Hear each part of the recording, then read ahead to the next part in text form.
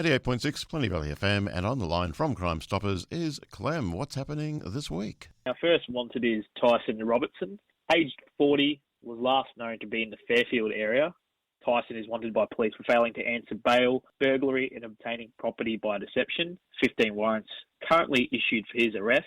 He's around 175 centimetres tall, of medium build and a fair complexion.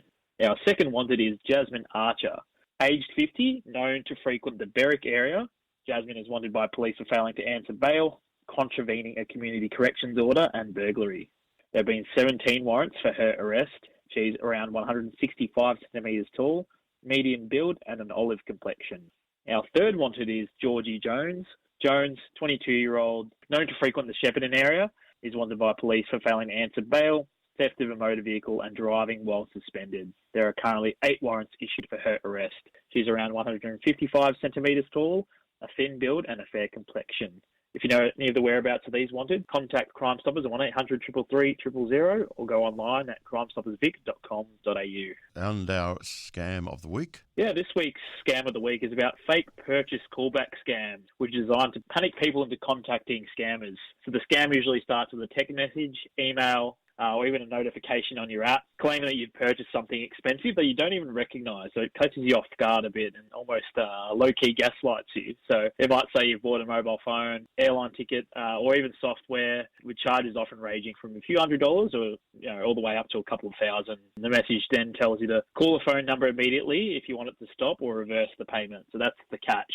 There is no real purchase, obviously. Phone number connects you directly to the scammer, which is quite concerning. And as scams evolve, they make it look quite convincing. So it can include your name, your email address, or even your home address. So they might even impersonate well-known companies like PayPal, Microsoft, Apple, or even your Gmail. So as we mentioned before, a sense of urgency is always the biggest red flag. So scammers want you to believe that you only have a short time to act, creating that bit of panic.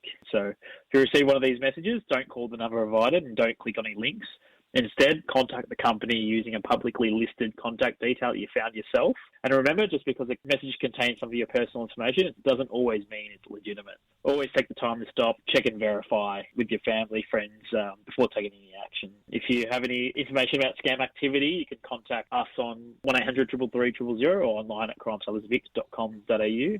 Otherwise, you can always report it to Scamwatch. And what else are we covering this week? Some money laundering. Yeah, we are talking about money laundering, and last week we unveiled a campaign called Don't Fall Into a Money Trap, which essentially resembles a bear trap with some cash in it, which is quite creative. It was in partnership with Crimestoppers Australia and the Department of Home Affairs. Basically, it's about helping Australians recognise the warning signs of money mule recruitment before criminals have the chance to take advantage of them. You're probably wondering what that means. A money mule is someone who receives or transfers money for another person through their bank account. So sometimes people don't even know that they're doing it, but often they're recruited without realising they're helping organised crime and moving illegal money around, which is quite scary. Criminals are becoming increasingly sophisticated. They can use fake job ads, social media, text, messaging apps to target people, and often promising easy money or flexible work with little or no experience required. Basically trying to target perhaps uni students who might be a little bit desperate for some income. They might ask you to receive money into your bank account and transfer it somewhere else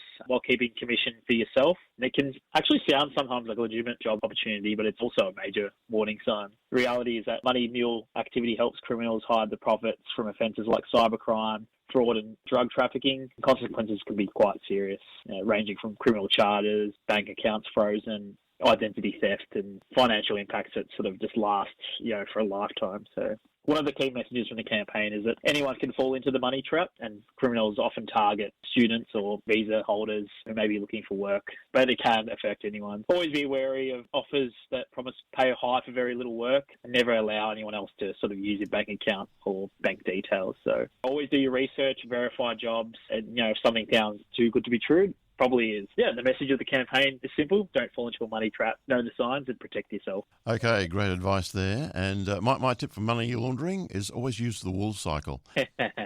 Okay, thanks, Clem. We'll catch you next week. Thanks, James.